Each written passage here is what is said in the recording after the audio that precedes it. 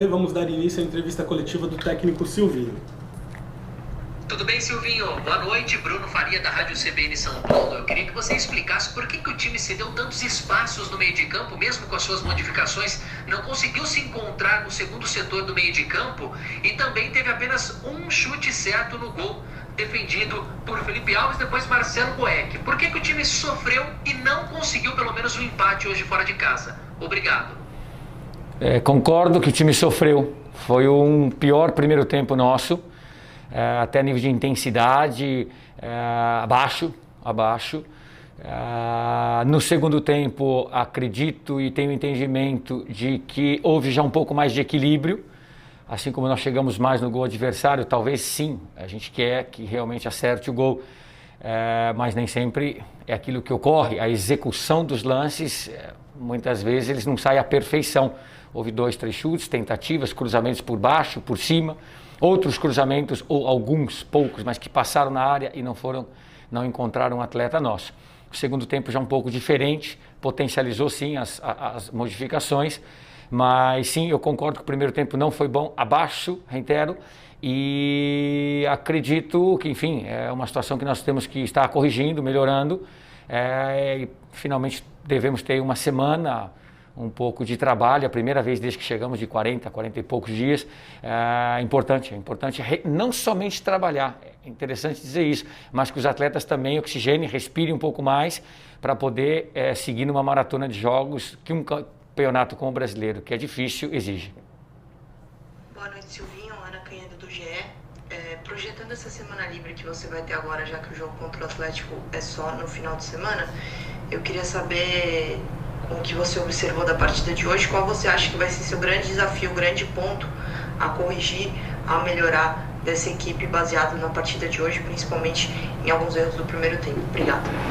Ok, segunda é a continuação talvez de uma primeira pergunta de uma semana.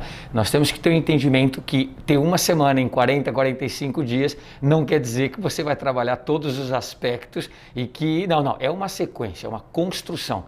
Às vezes dá a entender que você tem uma semana livre e que você tem que fazer 15 coisas. Não, futebol, assim como qualquer outro processo, ele tem suas etapas. Você apressa muitas delas, mas você não as pula. Nós entendemos, e volto a dizer, que é interessante os atletas continuarem treinando nos conceitos, nas ideias. Nós temos que melhorar muitas coisas, mas também é um tempo que nós temos que oxigenar esses atletas. Muitos deles vêm com 12 jogos ou 13, eu acredito que 12 seguidos ou mais. Olha, pode ser 13. O Gil, o Cássio, o Fagner tem uma sequência muito grande, ficou um fora. O Fábio está com sequência grande, o Jô está com sequência grande. Muitos atletas, Gustavo.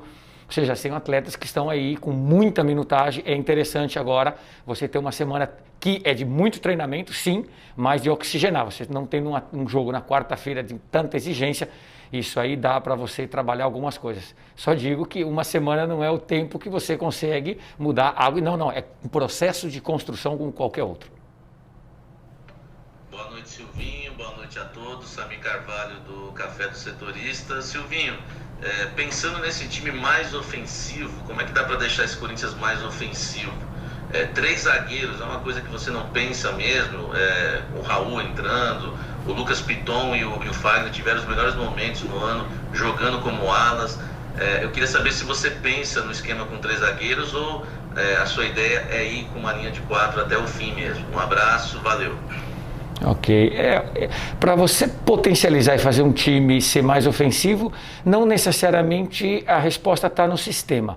Nós há 3 dias atrás jogamos contra a Chapecoense e fomos um time ofensivo, com o mesmo time, com o mesmo sistema. O caminho não é simplesmente, o sistema não me prende absolutamente nada. E na continuidade da resposta, nós temos que pensar não em potencializar 1 ou 2 jogadores, nós temos que potencializar um time. Então hoje o Corinthians, ele sofre menos gols, ele está mais próximo de uma vitória, é um time que tem sofrido menos na parte defensiva, e eu acredito que potencializar isso com conceitos, com ideias, com algumas alterações que podem ser feitas. Eu insisto que nós temos 2, 3 atletas que ocupam tanto o lado externo do campo ou interno, ou um segundo atacante. Hoje tivemos aí um pouco mais de tempo, eu queria que fosse mais, mas não consegui, que é o Felipe. Depois, quando ele foi entrar, era para 10 minutos e foi menos porque a bola não saía de campo. Um atleta jovem, com potencial. Enfim, Felipe pode nos dar alguma coisa a mais ainda. Entendo que é um processo de maturação do atleta, ele é bem jovem, mas que é emancipado, é um jogador forte, que já está no ritmo que a gente vai usando em algumas partidas. Silvinho, boa noite. Marco Belo, da Rádio Transamérica. A minha pergunta é a respeito do Fagner, que nos últimos 2-3 anos era o principal jogador do setor ofensivo do Corinthians. O Fagner atuava praticamente como um ponta-direita. E desde que você chegou, o Fagner atua mais defensivamente. Ele chega a ir ao ataque, mas não tanto. E com isso o Corinthians perdeu um poderio ofensivo muito grande. Ganhou, claro, na defesa, mas ofensivamente o Corinthians hoje tem 8 gols no Campeonato Brasileiro e o Fortaleza, que enfrentou o Corinthians hoje, tem 19. Você acha que isso, o Fagner não atacar tanto, fez o Corinthians perder esse poderio ofensivo? Obrigado. Vamos lá. O Fagner, eu não vou falar de etapas anteriores.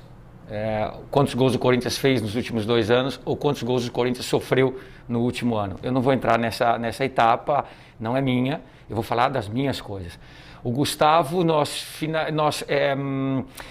concluímos com ele que a melhor posição era a ponta direita, externo pelo lado direito. O Gustavo é um jogador muito agudo, de muita força, que tem dado muito resultado para nós. O Gustavo tem dado muito cruzamentos, ele tem sido o penúltimo passe. E entende-se que ele não necessita muitas vezes da passagem do Fagner. Muitas vezes ele necessita, e nós já vimos o Fagner chegar a cruzar, hoje teve 1 ou 2, no jogo da Chapecoense mais, outros jogos também, mas o Gustavo estando ali, o Fagner, não há necessidade, ao contrário, ele tem que construir para o Gustavo. O Gustavo tem sido uma peça importantíssima e nós temos ganhado, para mim, ou ganho, nos 2 setores, tanto na parte ofensiva com o Gustavo, que tem sido um jogador muito importante para todos nós, e o Fagner na construção atrás. Lembra-se também que não sou eu que estou dizendo, é o atleta Fagner, em 2018 vai para uma Copa do Mundo.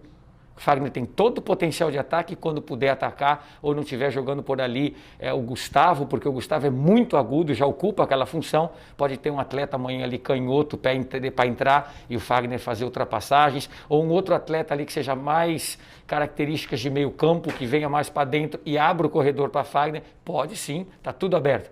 Mas hoje não, hoje é o Gustavo ali. E lembrando, o que eu ia dizer, é que Fagner vai para uma Copa do Mundo porque Fagner aprendeu a defender linha de 4. Não sou eu que estou dizendo. Quem disse é o atleta, e o atleta é fortíssimo. O Fagner é completo. A gente tira dele o que nós pudermos. Parte defensiva, construção de jogo, parte ofensiva, último passe, como você mesmo se referiu. O Fagner é um dos melhores laterais brasileiros. Eu tenho certeza do que eu estou falando e eu estou muito feliz com as atuações dele e pode melhorar, não só ele como o time. Mas eu volto a dizer que eu penso no time num todo. E o Gustavo tem nos ajudado muito, essa é a razão. Se o Gustavo jogasse mais pelo lado esquerdo, abriria talvez corredor aqui. Mas o Gustavo se sente muito bem. Pode ser que eu fazendo isso, eu ganhe um pouco mais de Fagner, como tu disse, mas eu perco o Gustavo. Eu não quero perder o Gustavo, eu quero ganhar os 2. E é isso, galera. Esse aqui foi mais um vídeo. Deixe seu like e se inscreva no canal.